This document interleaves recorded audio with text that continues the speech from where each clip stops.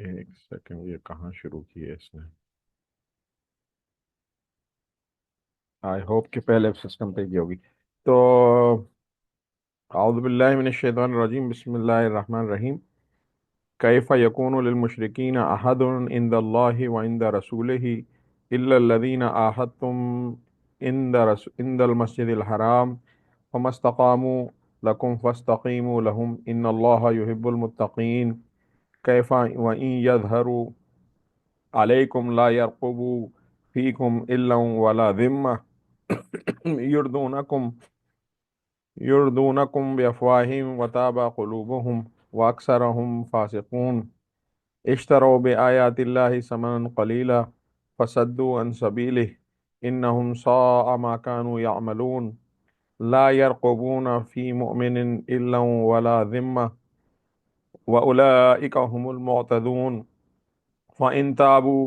وأقاموا الصلاة وآتوا الزكاة وإخوانكم في الدين ونفسر الآيات لقوم يعلمون۔ وإن نكثوا أيمانهم من بعد أيديهم وطعنوا في دينكم وقاتلوا أئمة الكفر إنهم لا أيمان لهم لعلهم ينتهون۔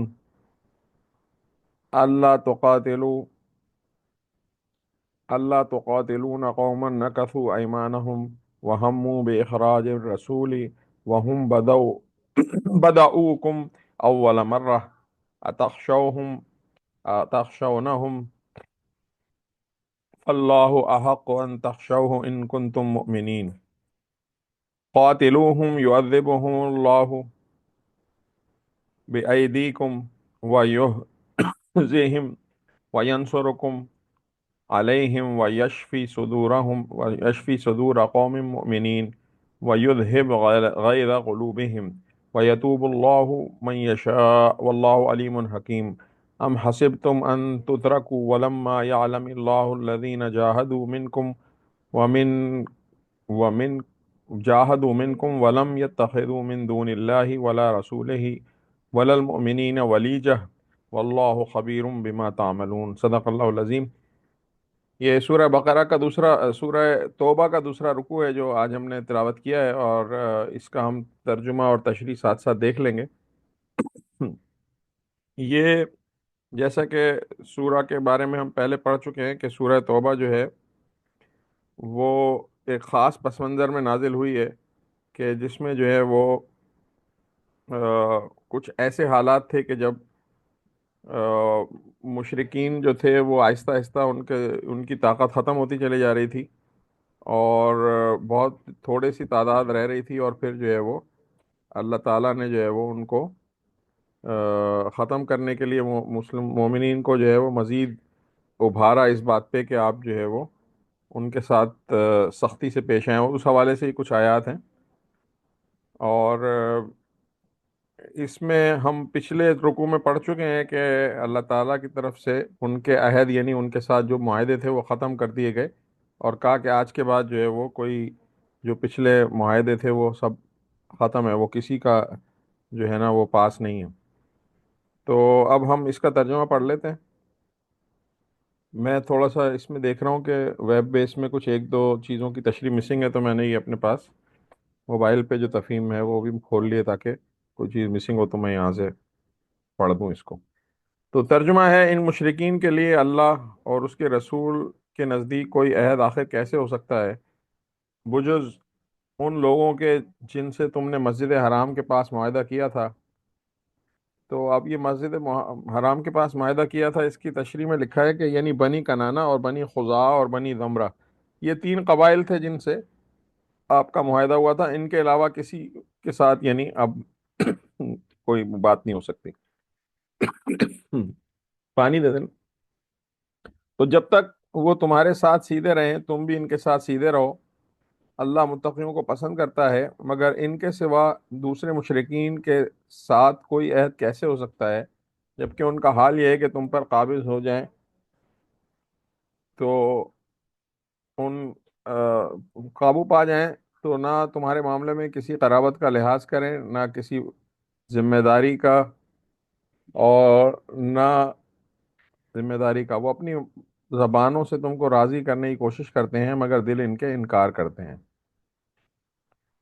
اب یہ جو آیت ہے اس کی تشریح ہے کہ یعنی بظاہر تو جو ہے وہ، میں آپ کے سامنے بھی اس کو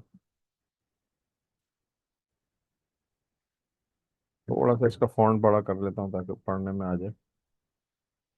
یعنی بظاہر تو وہ صلح کی شرطیں طے کرتے ہیں، مگر دل میں بدعہدی کا ارادہ ہوتا ہے، اور اس کا ثبوت تجربے سے اس طرح ملتا ہے کہ جب کبھی انہوں نے معاہدہ کیا تو توڑنے کے لیے ہی کیا۔ صحیح ہے، تو یعنی جو ان کے معاہدے تھے وہ سارے اس طرح کے تھے کہ وہ اس پہ قائم نہیں رہتے تھے، اور ان میں سے اکثر فاسق ہیں، یعنی ایسے لوگ ہیں جنہیں نہ اخلاقی ذمہ داریوں کا احساس ہے، نہ اخلاق کی پابندیوں کو توڑنے میں کوئی باک، یعنی وہ جب بھی موقع ملتے تھے مسلمانوں کو تکلیف پہنچانے اور معاہدے توڑنے میں کوئی دیر نہیں کرتے تھے۔ انہوں نے اللہ کی آیات کے بدلے تھوڑی سی قیمت قبول قبول کر لی۔ یہ اس کی تشریح ہے کہ یہاں پھر یہ تصریح کی گئی ہے، یہ تھوڑا سا اس میں سے مسنگ ہے میرے خیال ہے نمبر 12، تو میں سے پڑھ کے آپ کو سنا رہا ہوں۔ ہاں یہ 13 آ گیا نا، 12 مسنگ ہے اس میں۔ تو اس میں جو ہے وہ جو تشریح ہے اس کی، کہ یہاں پھر یہ تصریح کی گئی ہے کہ نماز اور زکوٰۃ کے بغیر محض، نہیں یہ کچھ میں مسنگ کر رہا ہوں، سوری، آگے چلا گیا میں۔ ہاں ترجمہ ہے کہ یعنی ایک طرف اللہ کی تشریح ہے، سوری، یعنی ایک طرف اللہ کی آیات ان کو بھلائی اور راستی اور قانونی حق کی پابندی کا بلاوا دے رہی ہیں، اور دوسری طرف دنیاوی زندگی کے وہ چند روزہ فائدے ہیں جو خواہش نفس کے بے لگام پیروی سے حاصل ہوتے تھے۔ ان لوگوں نے ان دونوں چیزوں کا موازنہ کیا اور پھر پہلی چیز چھوڑ کر دوسری چیز چن لی۔ یعنی یہ جو یہاں یہ آیت ہے اس کی تشریح ہے کہ یعنی انہوں نے جو ہے وہ اللہ کے راستے میں مشکلات کو نہیں سمجھا اور اس کو نہیں، بلکہ وہ دنیا کی زندگی کے لیے یعنی چھوٹے فائدے کے لیے آمادہ ہو گئے، پھر اللہ کے راستے میں سد راہ بن کر کھڑے ہو گئے۔ یعنی اتنا ہی نہیں ہوا، یعنی ان ظالموں نے اتنے پر اکتفا نہیں کیا کہ ہدایت کے بجائے گمراہی کو خود اپنے لیے پسند کر لیا، بلکہ اس سے آگے بڑھ کر انہوں نے یہ کوشش کی کہ دعوت حق کا کام کسی طرح چلنے نہ پائے، خیر خیر و صلاح کی اس پکار کو کوئی سننے نہ پائے، بلکہ وہ منہ ہی بند کر دیے جائیں جن سے یہ پکار بلند ہوتی ہو۔ جس سالے زندگی نظام زندگی کو اللہ تعالیٰ زمین میں قائم کرنا چاہتا تھا، اس کے قیام کو روکنے کے لیے انہوں نے ایڑی چوٹی کا زور لگا دیا اور ان لوگوں پر عرصہ حیات تنگ کر دیا جو اس نظام کو حق پا کر اس کے متبع بنے تھے۔ یہ پوری جو تفصیل ہے وہ ہم دیکھ سکتے ہیں کہ مکی دور میں آپ صلی اللہ علیہ وسلم پر اور صحابہ پر کتنی انہوں نے مشکلات ڈھائی تھی، اور یہی نہیں بلکہ جب وہ مدینہ آ گئے اور اس کے بعد جو ہے وہ وہاں پر بھی وہ مستقل حملے اور مستقل جو ہے وہ سازشوں کے ذریعے چاہتے نہیں تھے کہ کسی طرح جو ہے وہ معاملہ ٹھنڈا ہونا پائے۔ اچھا مزید ترجمہ دیکھ لیتے ہیں کہ بہت برے کرتوت تھے جو یہ لوگ کرتے ہیں، کسی مومن کے معاملے میں نہ یہ قرابت کا لحاظ کرتے ہیں نہ کسی عہد کی پاسداری کا، اور زیادتی ہمیشہ انہی کی طرف سے ہوئی ہے، بس اگر یہ توبہ کر لیں اور نماز قائم کریں اور زکوٰۃ دیں تو تمہارے دینی بھائی ہیں، اور جاننے والوں کے لیے ہم اپنے احکام واضح کر دیتے ہیں۔ اب یہاں پھر یہ بات تصریح کر دی گئی کہ نماز اور روزے کے زکوٰۃ کے بغیر محض توبہ کر لینے سے تمہارے دینی بھائی نہیں بن جائیں گے، اور یہ جو بیان فرمایا گیا کہ اگر ایسا کریں تو تمہارے دینی بھائی ہیں، اس کا مطلب یہ ہے کہ یہ شرائط پوری کرنے کا نتیجہ صرف یہی نہیں ہوگا کہ تمہارے لیے ان پر ہاتھ اٹھانا اور ان کے جان و مال کا تعرض کرنا حرام ہو جائے گا، مزید برآں یہ کہ آ، اس کا فائدہ یہ بھی ہوگا کہ اسلامی سوسائٹی میں ان کو برابر کے حقوق مل جائیں گے، معاشرتی اور تمدنی قانونی حیثیت میں وہ تمام مسلمانوں کی طرح ہوں گے، اور کوئی فرق و امتیاز ان کی ترقی کی راہ میں حائل نہ ہوگا۔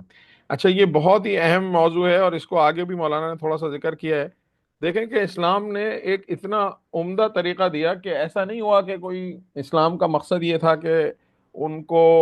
ہٹا کے اپنی حکومت قائم کرنا مقصد ہو، یعنی اپنی سے مراد کسی ایسے فرد کی کہ جو جس کی بادشاہت قائم کرنا چاہتے ہوں، اس کے لوگ آ کے حکمران بن جائیں گے، اور اسی کے سارے ہرکارے اور اسی کے سارے آفیسرز آ کے وہاں بیٹھ جائیں گے، اور اس کی فوج وہاں پہنچ جائے گی اور ان کو اپنا غلام بنا لیں گے۔ بلکہ ہوا یہ کہ جن لوگوں نے اسلام قبول کر لیا تو ان کو اپنی طرح کا بھائی بنا دیا، اور انہی میں لوگوں میں سے سارے سردار اور حکمران اور سارے عہدوں پر لوگ دوبارہ نافذ ہو گئے۔ تو یہ ایک بہت بہت اہم اور بہت بڑا پہلو ہے۔ یعنی اسلام کے خلاف جو لوگ ہرزہ سرائی کرتے ہیں وہ اس چیز کو بالکل اگنور کر دیتے ہیں کہ دنیا کے معاشروں میں کوئی ایسی مثال نہیں ملتی کہ جہاں پر آپ ایک فرد کو کل تک جس کو آپ چھوت اچھوت یا پلید یا کمی یا چھوٹا کہتے ہوں، اور اگلے دن سے وہ آپ کا کلمہ پڑھ کے بھائی ہو جائے تو اسی طرح آپ اس کو اپنے گلے سے لگائیں اور اس کے ساتھ رشتہ داریاں کریں اور اس کے ساتھ سارا کچھ کریں۔ یہ ایک بہت اہم موضوع ہے۔ اچھا، آگے چلتے ہیں۔ مزید ترجمہ ہے کہ اور اگر عہد کرنے کے بعد یہ پھر اپنی قسموں کو توڑ ڈالیں اور تمہارے دین پر حملے شروع کر دیں تو کفر کے علم برداروں سے جنگ کرو، کیونکہ ان کی قسموں کا کوئی اعتبار نہیں، شاید کہ پھر تلوار ہی سے وہ باز آئیں۔ اچھا، اب یہاں یہ دوبارہ میں تشریح کر دوں کہ پچھلی بھی کچھ سورہ توبہ کی آیات تھیں کہ جس میں سے اگر آیات کا صرف ٹکڑا اٹھایا جائے اور اس کو اگر ہم ترجمہ کریں تو بات واضح نہیں ہوتی، بلکہ اسلام کے خلاف اس کو ایک اس کے طور پہ لیا جا سکتا ہے۔ جیسے مثال کے طور پہ یہ جو آیت کا ٹکڑا ہے کہ کفر کے علمبرداروں سے جنگ کرو، اس کا عربی میں جو ترجمہ ہے کہ عربی میں جو یہاں پر یہ آیت آئی ہے،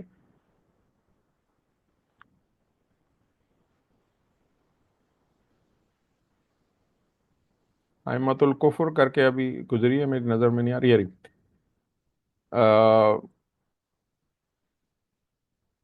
فقاتلو، اگر صرف اتنا اتنا حصہ لے لیا جائے، فقاتلو ائمۃ الکفر، یعنی قتال کہتے ہیں ایسے جہاد کو کہ جس میں تلوار کے ساتھ جہاد کیا جائے، لڑا جائے۔ تو فقاتلو ائمۃ الکفر اگر یہ ٹکڑا کوئی اٹھا لے تو وہ ایک بالکل یعنی اس کو غلط استعمال کر سکتا ہے۔ تو یہاں پر واضح، بالکل سیاق و سباق سے چیز واضح ہے کہ اگر یہ اپنی قسمیں توڑ دیں، اپنے عہد کی پابندی نہ کریں، تو پھر ان کے کفر کے علم برداروں سے جنگ کرو، اور ان کی قسموں کا کوئی اعتبار نہیں، شاید کہ پھر تلوار کے زور سے وہ باز آ جائیں۔ یعنی ان کے خلاف جب تلوار سے لڑو گے پھر وہ کلیئر ہوں گے۔ تو مولانا نے بھی اس کی تشریح یہی کی ہے کہ اس جگہ سیاق و سباق خود بتا رہا ہے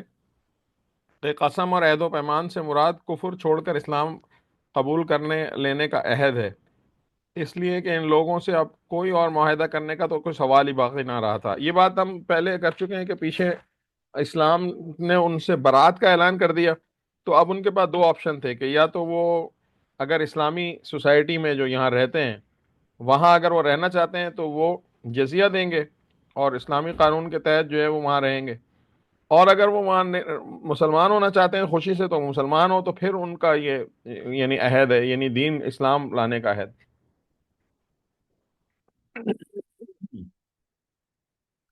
پچھلے سارے معاہدے توڑ چکے تھے، ان کے عہد شکنیوں کے بنا پر اللہ اور اس کے رسول کی طرف سے برات کا اعلان انہیں صاف صاف سنایا جا چکا تھا۔ یہ مطلب ہم پچھلے اس میں پڑھ چکے ہیں کہ حج کے موقع پہ رسول اللہ علیہ وسلم نے حضرت ابو بکر کو جو ہے وہ حج کا سربراہ بنا کے بھیجا تھا، تو پیچھے سے حضرت علی کو یہ سورہ توبہ کی آیت کے ساتھ روانہ کیا۔ تو یہ اسی برات کا ذکر ہے، اور یہ بھی فرما دیا گیا کہ آخر ایسے لوگوں کے ساتھ کوئی معاہدہ کیسے ہو سکتا ہے، اور یہ فرمان بھی صادر ہو چکا تھا کہ اب انہیں صرف اسی صورت میں چھوڑا جا سکتا ہے کہ یہ کفر و شرک سے توبہ کر کے اقامت صلاۃ اور ایتاء زکوٰۃ کی پابندی قبول کر لیں۔ اس لیے انہیں اس لیے یہ آیت مرتدین جنگ کے معاملے میں بالکل صریح ہے، مرتدین کے معاملے میں بھی بالکل صریح۔ مرتد کہتے ہیں ایسے فرد کو کہ جو مسلمان پیدا ہوا ہو یا اسلام لایا ہو اور اس کے بعد پھر وہ اسلام سے انکار کر دے، یعنی بالکل اس کا رد کر دے، یعنی وہ اللہ تعالیٰ کو، اس کی رسالت، نبی صلی اللہ علیہ وسلم کی رسالت، جو بھی ایمانیات ہیں ان میں سے انکار کر دے کہ میں اس کو نہیں مانتا، تو اس کے لیے لیکن یہ جو جنگ ہے یہ اسلامی حکومت کرے گی، کوئی فرد نہیں کر سکتا۔ دراصل اس میں اس فتنہ ارتداد کی طرف سے اشارہ ہے جو 1.5 سال بعد خلافت صدیقی میں برپا ہوا۔ حضرت ابوبکر نے اس موقع پر جو طرز عمل اختیار کیا وہ ٹھیک اس آیت کے مطابق تھا جو اس ہدایت دی جا چکی ہے۔ یہ ہم نے پچھلے رکوع کی تشریح میں پڑھا تھا کہ ان کو صرف اتنا ہی نہیں کہا جا رہا کہ آپ کو یاد ہوگا پچھلے اس کی تشریح میں ہم نے پڑھا تھا کہ صحابہ کو یہ بات حائل ہوتی تھی کہ ہم ان ایسے لوگوں سے کیسے جنگ کریں کہ جو اپنے آپ کو کہتے ہیں ہم کلمہ گو ہیں اور ہم نماز بھی پڑھتے ہیں، لیکن وہ زکوٰۃ ادا نہیں کر رہے، زکوٰۃ کا انکار کر رہے ہیں، بالکل ادا کرنا بھی نہیں، انکاری ہوں، تو اس میں یہ بات دوبارہ یہاں پر دہرائی گئی ہے کہ ایتاء زکوٰۃ بھی جو ہے وہ اس چیز کا حصہ ہے۔ اور یہ بات بھی میں دہراتا چلوں کہ اس دور میں اس بات کا تصور ہی نہیں تھا کہ کوئی منافق بھی ہو، یعنی جھوٹا ہو اپنے ایمان میں، دل سے ایمان نہ لایا ہو، وہ نبی صلی اللہ علیہ وسلم کے صحابہ کے ساتھ نمازوں میں شامل نہ ہوتا ہو یا دیگر معاملات میں نہ آتا ہو، یعنی نماز پڑھنا کوئی ایسا پیمانہ نہیں تھا کہ جس کی بنیاد پہ جو ہے وہ آپ کہتے ہو کہ یار یہ مسلمان ہے، بلکہ منافقین بھی نماز کے لیے حاضر ہوا کرتے تھے، اور اگر وہ نہ آتے تو بالکل کفر کا ان پہ لیبل لگ جاتا، اس طرح کا معاملہ تھا۔ اچھا آگے بڑھتے ہیں، ترجمہ مزید ہے کہ کیا تم نہ لڑو گے ایسے لوگوں سے جو اپنے عہد توڑتے ہیں۔ اب یہاں پر یہ دیکھیں کہ بہت اہم موضوع ہے، ہم اس کو پیچھے سے بھی تھوڑا سا پڑھتے آ رہے ہیں کہ اب تقریر کا رخ مسلمانوں کی طرف پھرتا ہے اور ان کو جنگ پر ابھار دینے اور دین کے معاملے میں کسی رشتہ و قرابت اور دینی مصلحت کا لحاظ نہ کرنے کی پرزور تلقین کی جاتی ہے۔ اچھا اب یہ بات ذہن میں رہے کہ یہ لوگ کون تھے جو ہجرت کر کے آئے تھے، یہ سارے ان کے بھائی بہن، ان کی رشتہ داریاں، کسی کی بیوی وہاں رہ گئی، کسی کے بچے ہیں، کسی کی جو ہے وہ وہاں پر اور عزیز قریبی ہیں، تو ایک مطلب ایسے لوگوں سے جنگ ہے جو آپ کے سگے رشتہ دار ہیں۔ یعنی میں ایک واقعہ یہاں پہ میرے ذہن میں آ رہا ہے، تو میں ویسے ہی ایک بہت اہم واقعہ بات بتاتا چلوں کہ ایک دفعہ حضرت عبداللہ جو حضرت ابوبکر کے صاحبزادے تھے، آپ سے کہنے لگے کہ جب آپ جو ہے مسلمان ہو گئے تھے، میں اسلام نہیں لایا تھا، تو ایک جنگ کے موقع پہ میرا اور آپ کا آمنا سامنا تھا، اور میں نے آپ کو مطلب غالب آ جاتا میں آپ پر، لیکن میں نے اس لیے آپ کو چھوڑ دیا کہ آپ میرے باپ تھے۔ تو حضرت ابوبکر نے کہا کہ اگر تم اس وقت میری تلوار کے نیچے آتے تو میں ایک لمحہ بھی نہ چوکتا اور تمہاری گردن اڑا دیتا، یعنی تم کفر کی طرف سے لڑ رہے تھے، میں اسلام کی طرف سے لڑ رہا تھا، تو اس طرح کا معاملہ تھا۔ تو وہاں اللہ تعالیٰ مسلمانوں کو یہ اس سے تقریر میں جو ہے وہ پوری روح سمجھنے کے لیے پھر ایک مرتبہ اس صورتحال کو سامنے رکھ لینا چاہیے کہ جو اس وقت درپیش تھی، اس میں شک نہیں کہ اسلام اب ایک بڑے ملک پر چھا گیا تھا، اور عرب میں کوئی ایسی بڑی طاقت نہ رہی تھی جو دعوت مبادلہ دے سکتی ہو، یعنی جنگ کے لیے آمادہ کر سکتی ہو، لیکن پھر بھی جو فیصلہ کن اقدام اور انتہائی انقلابی قدم اس موقع پر اٹھایا جا رہا تھا، اس کے اندر بہت سے خطرناک پہلو ظاہر نگاہوں کو نظر آ رہے تھے۔ آپ یہ دیکھیں کہ وہ کیا تھے، یعنی یہ بتایا جا رہا ہے کہ ان آیات کے بعد جو ایک عام آدمی سوچ سکتا ہے اس کی سوچ کیا تھی۔ اولاً تمام مشرک قبائل کو بیک وقت معاہدات کی تنسیخی کا چیلنج دے دیا گیا، یعنی تمام جو بھی مشرک تھے، جو ان کو کہا گیا کہ آل ایگریمنٹس آر کینسلڈ، کوئی ایگریمنٹ نہیں ہے اب آپ کے ساتھ۔ پھر مشرکین کے حج بندش، یعنی حج اب پچھلے اس میں ہم پڑھ چکے ہیں کہ حج جو ہے وہ صرف اب اسلامی طریقے پہ ہوگا، پچھلے سارے مشرکانہ عقائد ختم، اور کعبے کی تولیت، یعنی اب جو کعبے کی جو کی اور اس کی ساری جو یعنی کہنا چاہیے کہ یعنی ایک سمجھ لیں کہ کعبے کو سنبھالنا اور اس کو جو سارے معاملات دیکھنا، وہ مسلمانوں نے اپنے ہاتھ میں لے لیے تھے، اور رسوم جاہلیت کا کلی انسداد، یعنی جو پرانی جاہلانہ رسم تھی وہ کمپلیٹلی ختم ہو گئی تھی، کعبے سے بت اکھاڑ دیے گئے تھے، وہاں پر جو خانہ کعبہ کے باہر جو وہ ننگا طواف کرتے تھے اور عجیب و غریب سیٹیاں مارتے تھے، اور وہ ساری رسم ختم کر دی گئی۔ اس کے بعد پھر مختلف اپنے یعنی دیوی دیوتاؤں کو جو چڑھانے اور وہ سب ختم کر دے گا۔ تو اب یہاں پر یہ پہلا چیلنج یہ نظر آ رہا تھا کہ اس ایک مرتبہ اگر سارے لوگوں کو یہ کہہ دیا جائے گا کہ آج کے بعد کچھ نہیں ہے، تو ایک آگ سی لگ جائے گی، اور مشرکین و منافقین اپنا آخری قطرہ خون تک اپنے مفادات اور تعصبات کی حفاظت کے لیے بہا دینے پر آمادہ ہو جائیں گے۔ یہ پہلا خطرہ ہو سکتا تھا۔ دوسرا خطرہ یہ تھا کہ ثانیاً حج کو صرف توحید اور ثانی کہتے ہیں دوسرے کو، تو سیکنڈ، یعنی سیکنڈ پوائنٹ، تو ثانیاً حج کو صرف اہل توحید کے لیے مخصوص کر دینے اور مشرکین پر کعبے کا راستہ بند کر دینے کے معنی یہ تھے کہ ملک کی آبادی کا ایک معتدل یعنی ایک بہت بڑا حصہ جو ابھی مشرک تھا، کعبے کی طرف اس نقل و حرکت سے باز رہ جائے، جو صرف مذہبی حیثیت میں نہیں بلکہ صرف معاشی حیثیت سے بھی غیر معمولی حیثیت رکھتی تھی، اور اس پر اس زمانہ عرب میں معاشی زندگی کا بہت انحصار تھا۔ یعنی آپ یہ سمجھ لیں کہ حج کے موقع پہ بے شمار لوگوں کا بزنس تھا نا، ان کی آپ نے یوں سمجھ لیں کہ معاشی طاقت کو بھی توڑنے کی ایک پوری یہ تھی۔ اور ثالثاً یعنی تھرڈ پوائنٹ کیا تھا کہ جو لوگ صلح حدیبیہ اور فتح مکہ کے بعد ایمان لائے تھے، ان کے لیے بڑی کڑی آزمائش کا وقت تھا، کیونکہ ان کے بہت سے بھائی بہن عزیز و اقارب ابھی تک مشرک تھے. یہ بھی میں نے تھوڑا سا پیچھے بھی یہ بات ذکر کر دی تھی. ان میں سے ایسے لوگ بھی تھے جن کے مفاد قدیم نظام جاہلی کے مناسب سے وابستہ تھے. یعنی کچھ لوگ ایسے تھے کہ جن کو اپنے منصب اور اپنے عہدے کا بھی تھا کہ یار ہم وہاں پر ایک بڑا مقام رکھتے تھے مشرکین کے اندر، قبائل کے اندر. اب جو بظاہر تمام مشرکین عرب کا تہس نہس کرنے ڈالنے جا رہی تھی، تو اس کے معنی یہ تھے کہ نئے مسلمان خود اپنے ہاتھوں، اپنے خاندانوں اور اپنے جگر گوشوں کو پیوند خاک کریں گے اور ان کی جاؤ منصب اور صدیوں کی قائم شدہ امتیازات ختم کر دیں گے. یعنی یہ تھرڈ پوائنٹ تھا کہ اگر وہ لڑنے آ گئے تو پھر ہماری جنگ کن سے ہوگی؟ اپنوں سے ہی، یعنی اپنے پیاروں سے، اپنے رشتہ داروں سے. اب لیکن اللہ تعالیٰ کی حکمت تھی اس سارے معاملے میں. اللہ تعالیٰ نے جس وقت یہ اعلان ہوا ہے اس وقت لگتا یہ تھا کہ یہ سارے معاملات ہو سکتے ہیں، لیکن آگے مولانا لکھ رہے ہیں کہ اگرچہ فی الواقع ان میں سے کوئی خطرہ بھی عملاً بروئے کار نہ آیا، یعنی کوئی بھی چیز امپلیمنٹ نہیں ہو پائی، یہ سارے تحفظات ہی رہے، لیکن دیکھنے والے کو یہ لگتے تھے سارے معاملات کہ یہ ہو جائے گا. اعلان برات سے ملک میں حرب کلی کی آگ بڑھنے کے بجائے، حرب کلی یعنی ایک بہت بڑی جنگ کی آگ بھڑکنے کے بجائے، نتیجہ یہ برآمد ہوا کہ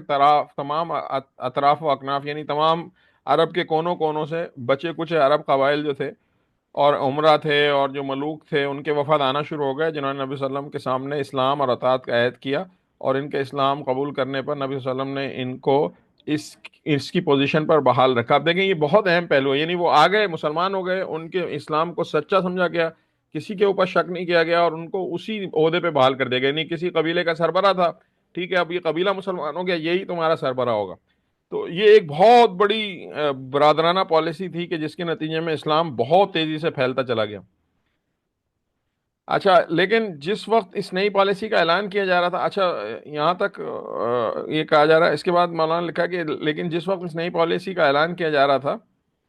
اس وقت تو بہرحال نہ کوئی اس نتیجے کی پیشن گوئی کر سکتا تھا، دیکھ سکتا تھا، نیز یہ اس اعلان کے ساتھ ہی مسلمان اپنے اسے بزور نافذ کرنے کے لیے پوری طرح تیار نہ ہو جاتے تو شاید یہ نتیجہ بھی برآمد نہ ہوتا. مسلمانوں نے پوری طرح سے ایک تیاری کر لی تھی کہ بس کچھ بھی ہو جائے اب ہم نے اس کو کر کے دکھانا ہے، اور انہوں نے نافذ کیا تو اس وجہ سے وہ ہوا. اس لیے ضروری تھا کہ مسلمانوں کو اس موقع پر جہاد فی سبیل اللہ کی پرجوش تلقین کی جاتی اور ان کے ذہن میں تمام اندیشوں کو دور کر دیا جاتا جو اس پالیسی پر عمل کرنے سے نظر آ رہے تھے، اور ان کو ہدایت کی جاتی کہ اللہ کی مرضی پوری کرنے میں انہیں کسی چیز کی پرواہ نہیں کرنی چاہیے. یہی جو ہے وہ اس تقریر کا مضمون ہے. اب ہم آتے ہیں آخری پوائنٹ کی طرف میرا خیال ہے. مزید ترجمہ پڑھ لیتے ہیں. اور جنہوں نے رسول کو ملک سے نکال دینے کا قصد کیا تھا اور زیادتی کی ابتدا کرنے والے وہی تھے. اچھا یہ جو ہم نے پورا ابھی تشریح پڑھی ہے یہ ان ساری ان آیات کا کے حوالے سے یہ کہ زیادتی کرنے والے وہی تھے. کیا تم ان سے ڈرتے ہو؟ اگر تم مومن ہو تو اللہ اس کا زیادہ مستحق ہے کہ اس سے ڈرو. ان لوگوں سے لڑو، اللہ تمہارے ہاتھوں سے ان کو سزا دلوائے گا اور انہیں ذلیل و خوار کرے گا اور ان کے مقابلے میں تمہاری مدد کرے گا اور بہت سے مومنوں کے دل ٹھنڈے کرے گا اور ان کے قلوب کی جلن مٹا دے گا اور جسے چاہے گا توبہ کی توفیق دے گا. اچھا یہ یہاں سے لے کے یہاں تک کی جو ہم نے ابھی تشریح پیچھے پڑھی ہے وہ ان ساری آیات کی تھی کہ مسلمانوں کو دیکھیں الفاظ کتنے جو ہے نا وہ جوش اور جذبہ دلانے والے ہیں کہ اگر ایمان آدمی کا مضبوط ہو تو اللہ تعالیٰ فرما رہا ہے کہ لڑو، اللہ تعالیٰ تمہیں فتح دلوائے گا، تمہارے دلوں کو ٹھنڈک دے گا، قلوب کو جو ہے وہ جلن کو مٹا دے گا. تو یہ بہت بہت ہی یعنی مسلمانوں کو ابھارنے والے تھے. اب یہاں پر یہ جو ایک چھوٹا سا آیت کا ٹکڑا ہے یعنی جس میں کہا جا رہا ہے کہ اور جسے چاہے گا توبہ کی توفیق دے گا،